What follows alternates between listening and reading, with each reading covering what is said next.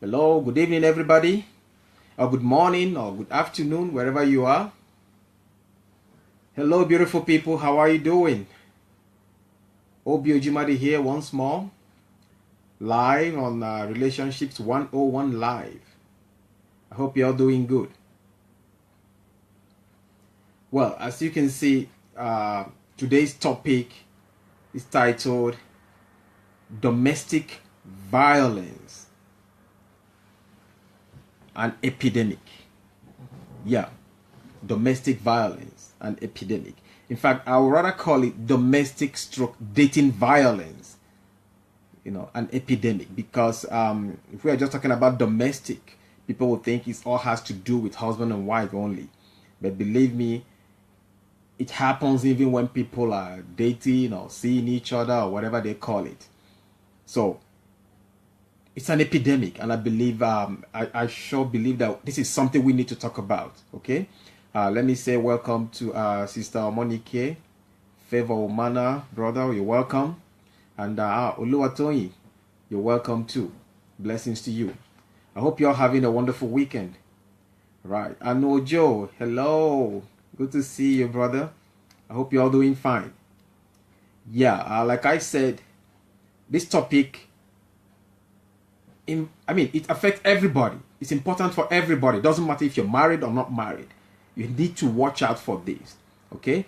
And even not long ago, my wife and I visited the city of Ternopil, where we met, where we were invited to by the students. It's a students' church, and during the Q&A session, somebody asked that he or she has a friend, a lady, who's dating some guy, and she's already facing abuse, physical abuse.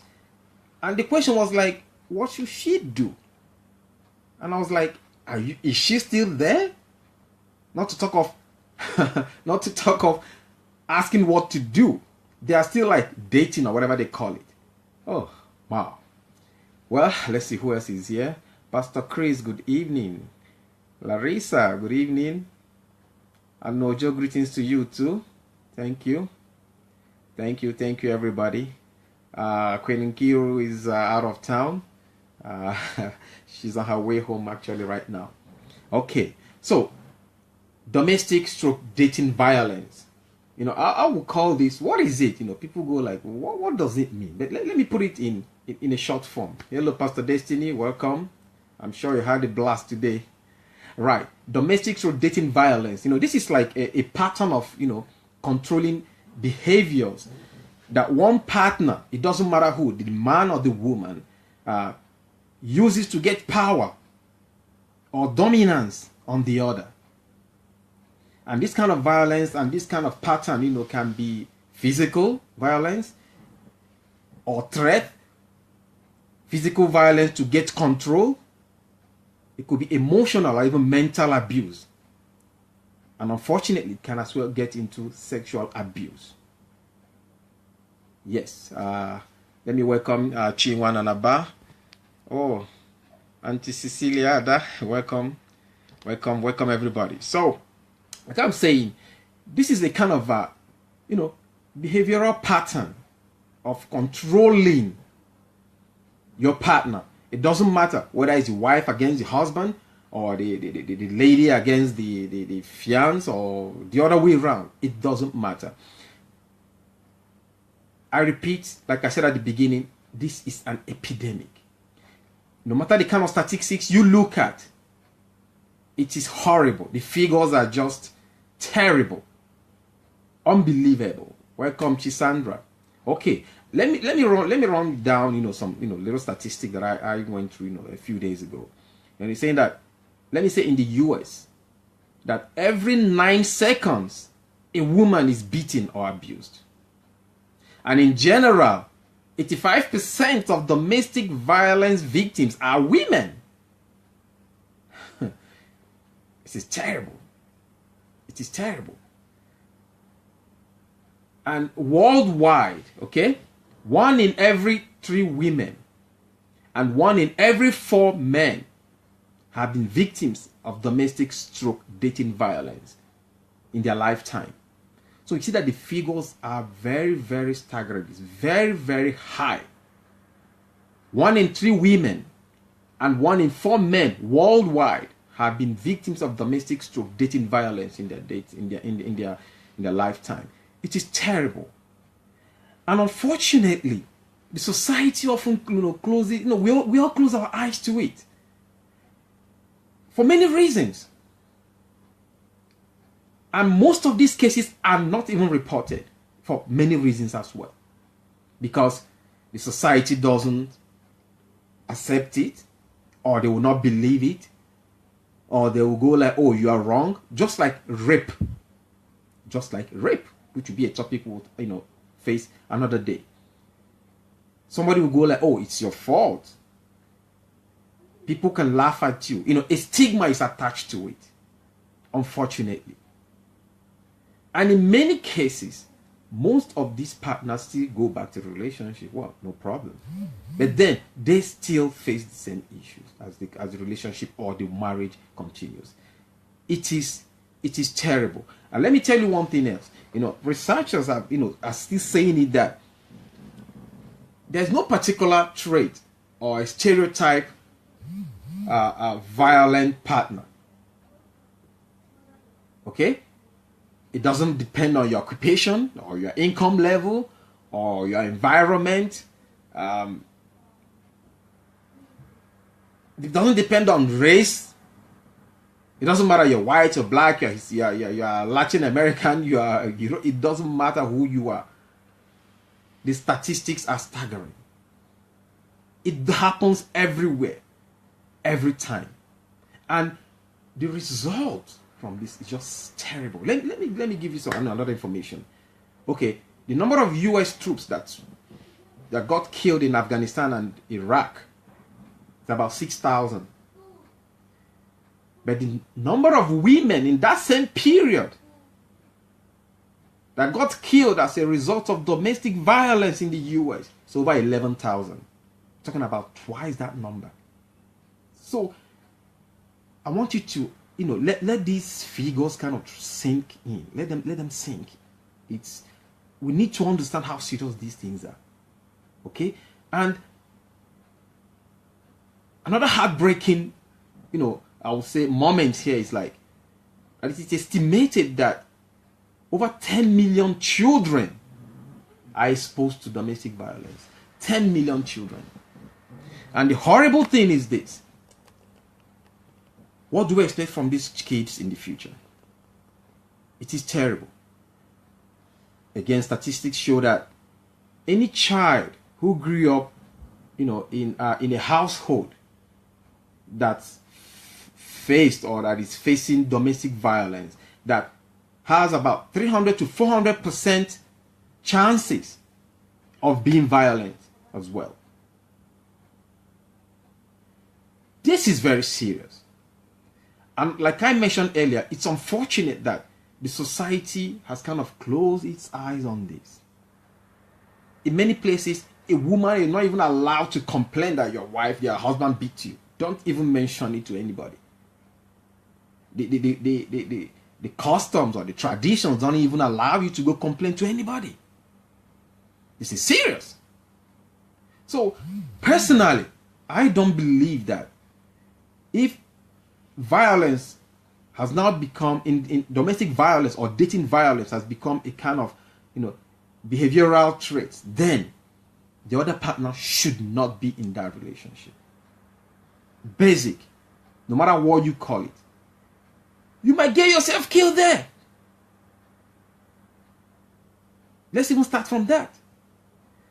And let's talk of, again, the children that are facing and that are witnesses to this. It's like their future is already being buried. In some cases, some of the children who, by God's grace, maybe after witnessing domestic violence or growing up in such a home, when they grow up, they rather understand how it should not be. But the majority of them take it as a way of life. That's how it should be. It is normal. You have to yell, you have to scream, you have to hit, you have to break. Because that is how it should be. It is a very, very dangerous situation. Let me welcome Sister Ufoma. You're welcome. What do we have here? Oh, gift blessing. You're welcome. Sister Stella. You're welcome. You're welcome. You're welcome. Well, please, I would like to make a comment, share this video. I believe that this can help save somebody's life somewhere. We need to talk about this. And I don't think that, especially the women who face such violence, I don't believe that they should keep quiet. They should not. These kind of things and acts must be reported. Must be reported. Okay, there's a comment here. Sister Monica is saying that some people will say, oh, stay there and pray for the man. Because they claim that the man can change. If you've been married and the man can do that, like I said, it's not like a one-off thing which is still terrible and it becomes a kind of pattern, then please, something has to be done. It is lack of control. You are being dehumanized. You're no more a partner. Yeah, for better, for worse. But this is not what it's for. This is not what this means, that for worse. This is not what we're talking about when you say for better, for worse. For worse, it's not about, accepting abuse. It's not what it's all about. It's rather when the other partner is weak, when things are bad, beyond your control, things that don't depend on you. This is where we're talking about for better, for worse.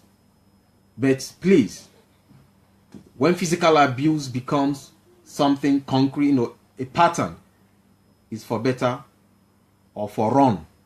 Yes, I don't know if I said that. For better, for run. That's what it's all about. Let me still welcome T.Y. Moore. You're welcome. Zaike, you're welcome.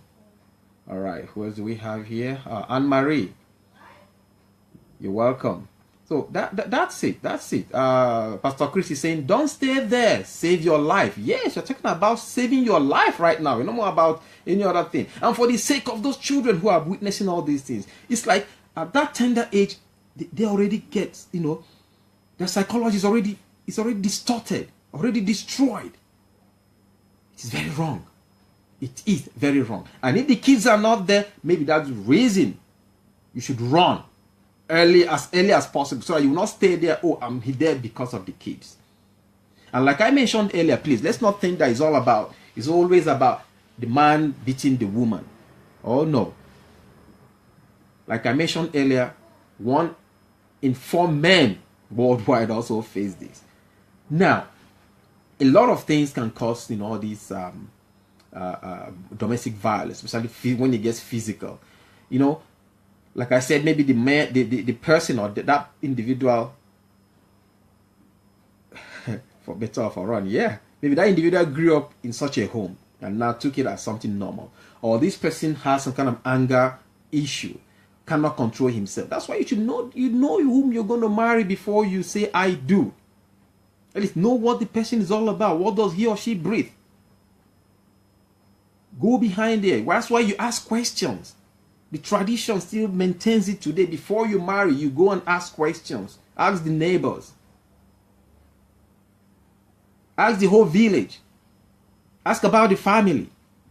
If that child is growing up, or your fiancé or fiancée is growing up in such a home, then you have to be careful. That's an alarm. You have to be careful. Like I said, that's an alarm. Okay? You don't have to stay there. That is my own stand. You stay there, you might get killed.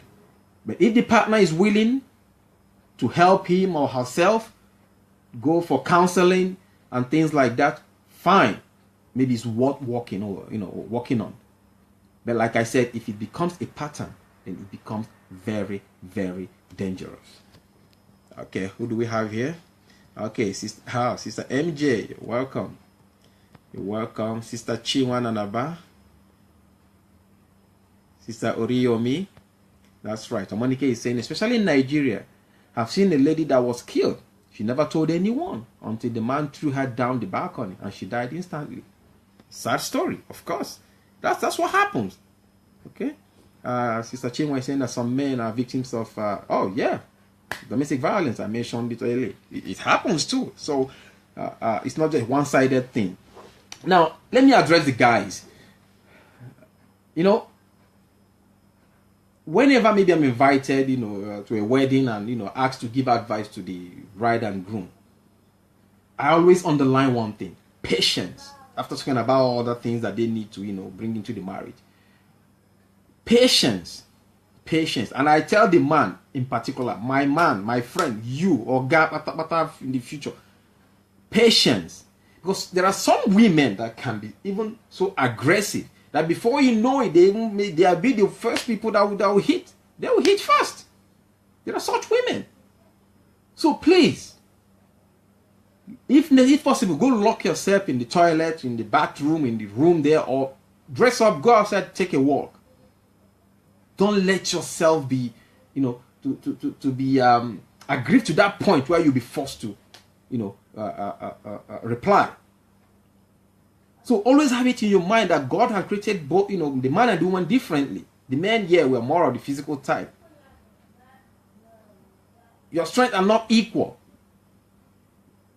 The woman, you must not use your physical advantage over the woman to show your, advantage over her, or that you are better or you are stronger, or to prove a point.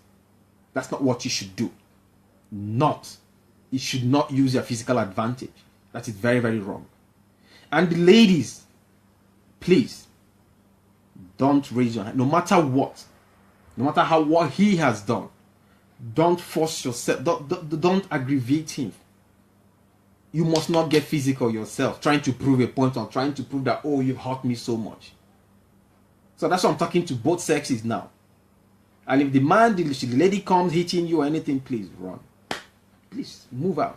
Just run away from her at that particular point. It should be better. Okay, who else is here? Giddy Girl Vicky, you're welcome. Pastor Chris is saying that the physical trauma is bad enough. Talk less the emotional and psychological trauma. That is very right. That's very right.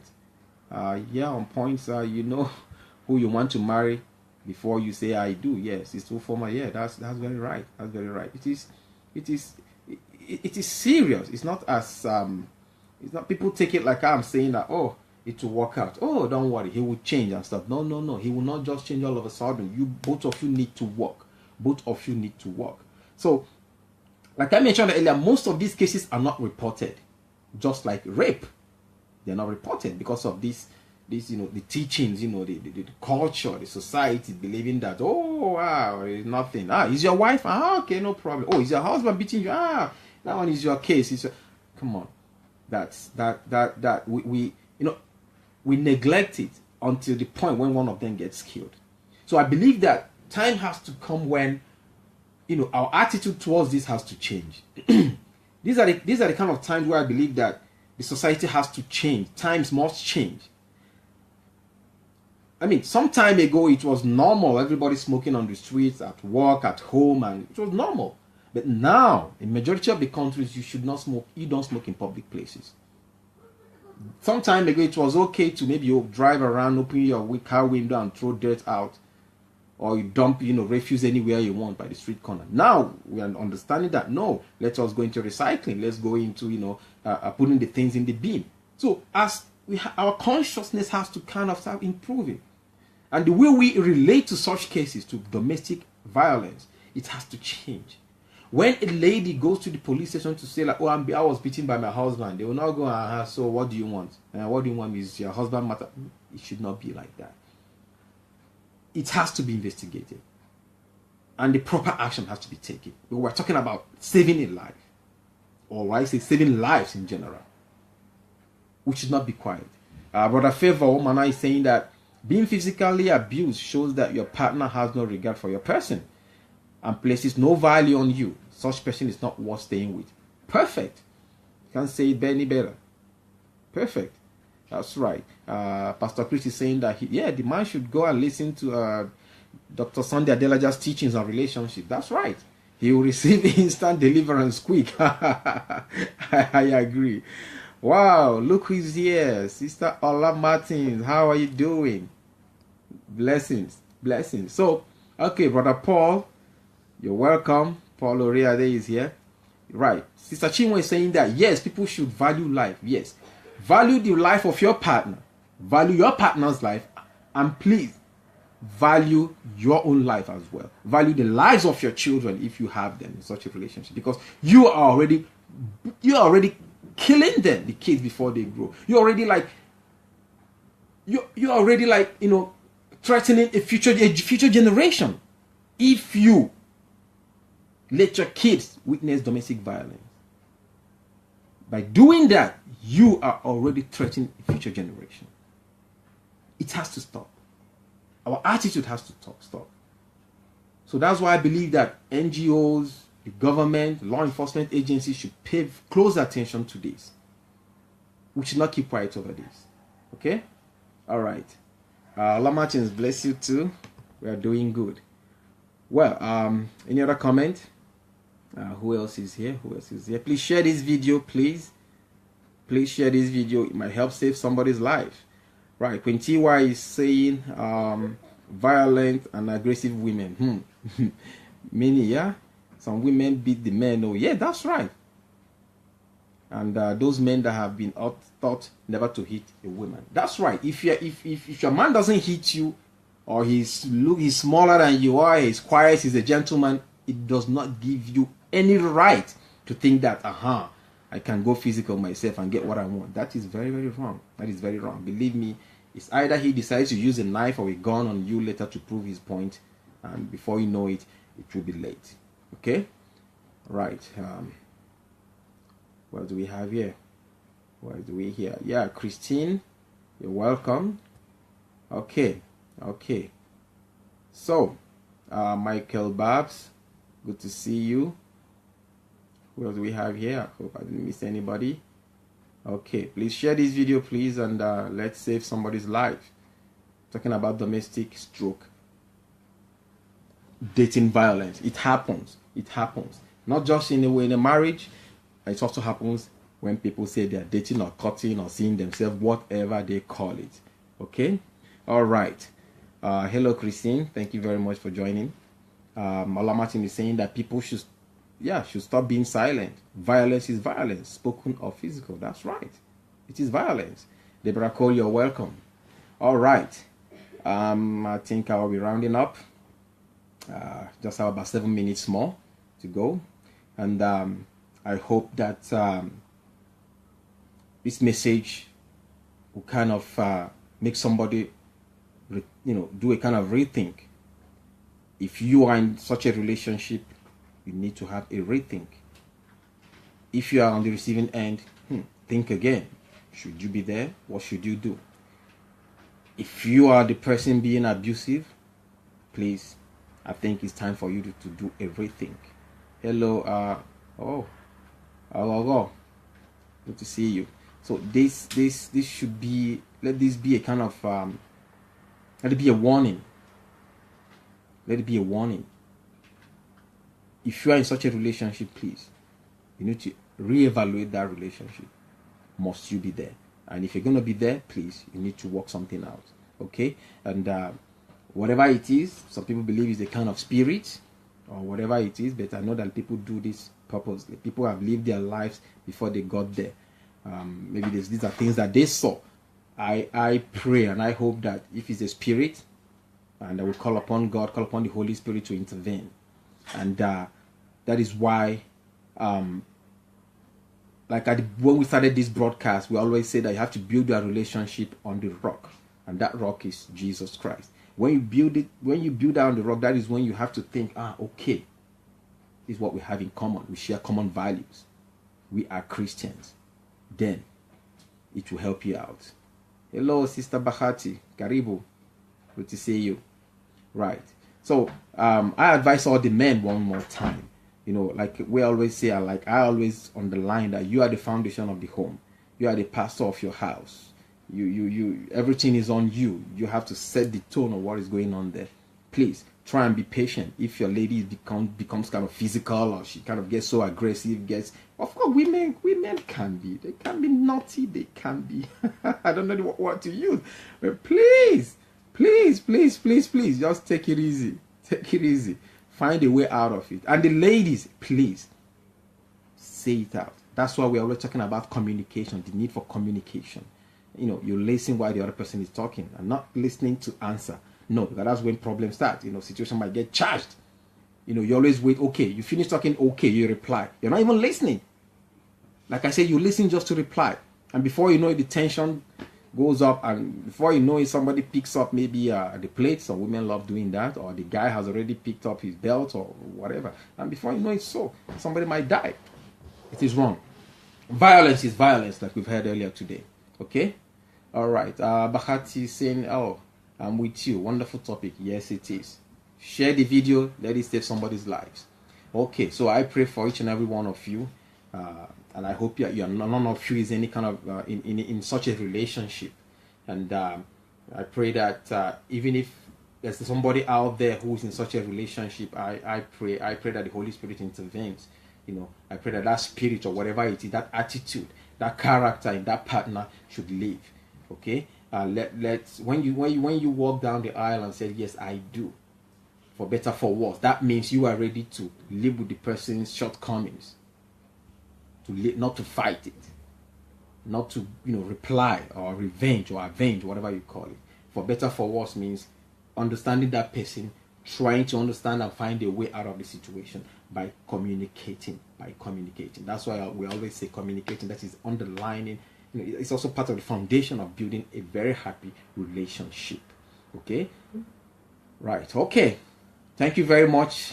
God bless you. Have a wonderful, wonderful weekend.